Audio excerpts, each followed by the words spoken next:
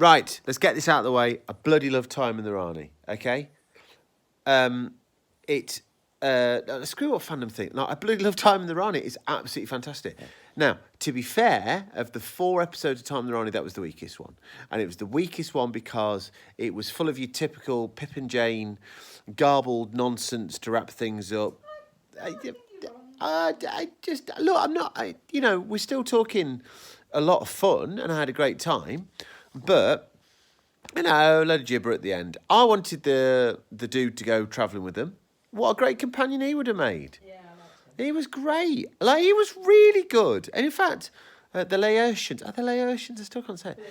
Yeah, the Laotians, all of them, there were 3 main ones, weren't there? And the one who died in the first episode. They all had characters. They're all things. That's great. Brilliant. Absolutely loved it.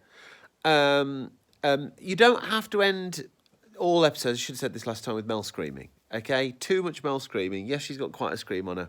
Whatevs. We'll move on from the screaming. But, oh God, this doctor. I'm already sold on this doctor. It didn't take much convincing, to be fair. But I'm absolutely 100% sold on this doctor. And there was a moment at the end where Sylv says a line. Can't remember what the line is, but he's sort of saying goodbye. And look, I love Colin. It's for Snowman. No, it wasn't that one. It was like, he says, I'm sorry for your loss or something. Yeah. I really felt it. It was a real... It will be remembered. Yeah, it was a real moment. And it was true. What a strange thing to say, but it felt very, very true. There is something very exciting about the potential here. And let's be frank, with the best will in the world, the Twin Dilemma was problematic at best, okay?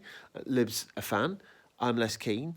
But no matter which way you spin it, it wasn't something that made you feel like truly sort of optimistic at points. Whereas that, really, all the way through, there was stuff that Sylv was doing, that just developing his character, growing.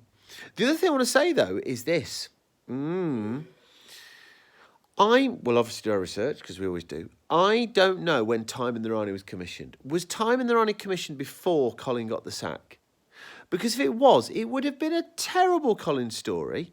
And the reason it would have been a terrible Colin story is because the Doctor, through most of it, now obviously we've got post-generation trauma, but don't forget she injected him early on, is confused and addled and not sure of what's going on. Colin's Doctor spent way too much of his tenure in that state, all right?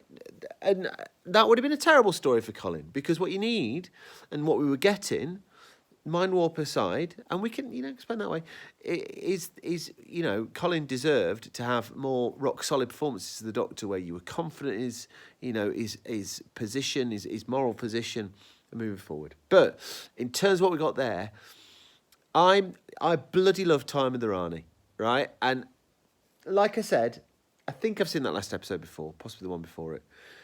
And I know I made a big deal of Planet of Fire. I've watched every single... That's it now. That's it. For sure. Everything. Every single scrap that it's possible to see, I've seen, right? That was the last story that I didn't have a fairly formed opinion on. And I loved it. Absolutely loved it.